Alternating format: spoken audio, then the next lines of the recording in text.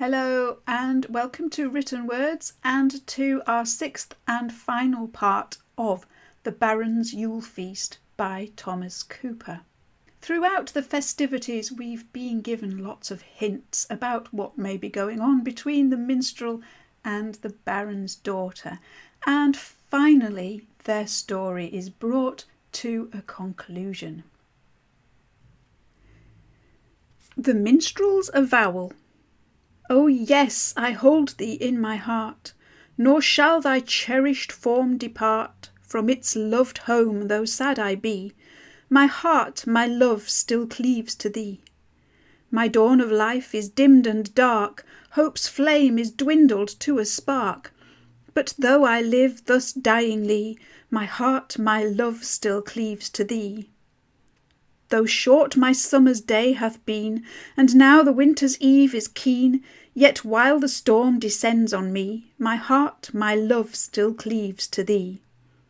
No look of love upon me beams, no tear of pity for me streams, a thing forlorn despairingly, my heart, my love, still cleaves to thee. Thine eye would pity wert thou free to soothe my woe, and though I be condemned to helpless misery, my heart, my love, still cleaves to thee. The maidens wept, the clowns looked glum, each rustic reveller was dumb. Sir Wilfrid struggled hard to hide revengeful throes and ireful pride, that now his wounded bosom swelled. For in that youth he had beheld an image which had overcast his life with sorrow in the past. He struggled and besought the youth to leave his strains of woe and ruth for some light lay or merry rhyme, more fitting Yule's rejoicing time.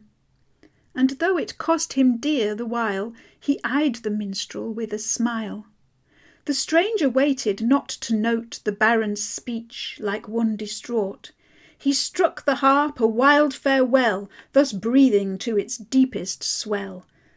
The Minstrel's Farewell. Oh, smile not upon me, my heart is not smiling. Too long it hath mourned 'neath reproach and reviling. Thy smile is a false one, it never can bless me. It doth not relieve, but more deeply distress me. I care not for beauty, I care not for riches, I am not the slave whom their tinsel bewitches. A bosom I seek that is true like mine own, though pale be the cheek and its roses all flown, and the wearer be desolate, wretched, forlorn, and alike from each soul-soothing solace be torn.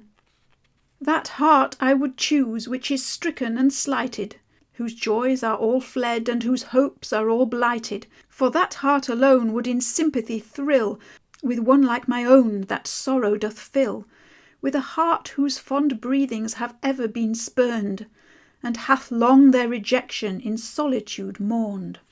The harp of my heart is unstrung, and to gladness respond not its chords, but to sorrow and sadness. Then speak not of mirth which my soul hath forsaken. Why would ye my heart-breaking sorrows awaken? It is the shriek of deathful danger. None heed the heart-plaint of the stranger. All start aghast with deadly fear, while they again that wild shriek hear. He drowns, Sir Wilfrid, cries a hind. The ferryman is weak.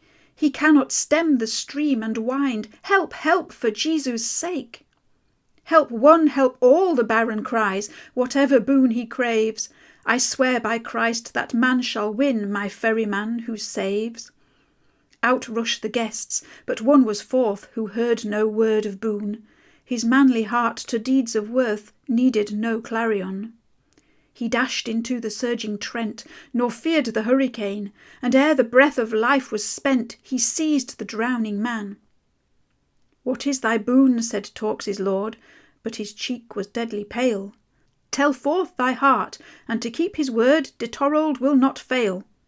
I rushed to save my brother man, and not to win thy boon. My just desert has been heaven's ban, if thus I had not done. Thus spake the minstrel when the hall the Baron's guests had gained, and now de Torolde's noble soul spoke out, all unrestrained. Then for thy own heart's nobleness, tell forth thy boon, he said. Before thou tell'st thy thought, I guess what wish doth it pervade. Sweet Edith, his true plighted love, Romara asks of thee. What though my kindred with thee strove and wrought thee misery?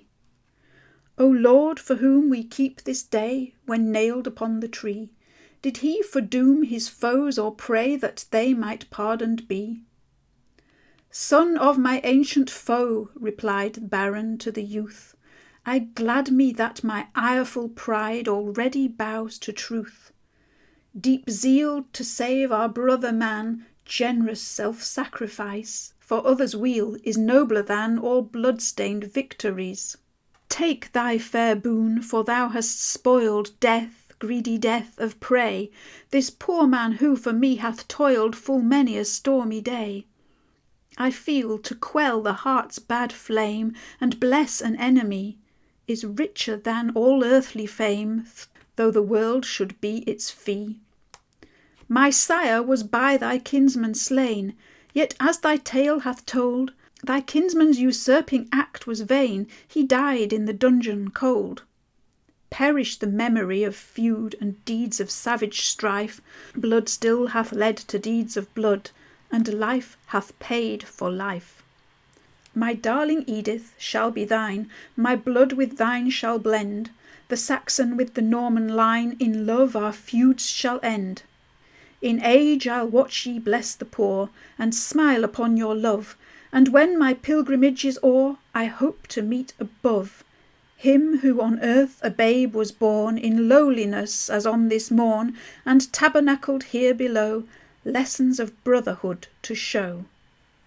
High was the feast, and rich the song, for many a day that did prolong the wedding revelry. But more it needeth not to sing of our father's festive revelling. How will the dream agree with waking hours of famished throngs, brooding on daily deepening wrongs, a stern reality? With pictures that exist in life, of thousands waging direful strife, with gaunt starvation in the holds, where Mammon vauntingly unfolds his boasted banner of success. Oh, that bruised hearts in their distress may meet with hearts whose bounteousness helps them to keep their courage up, bating no jot of heart or hope.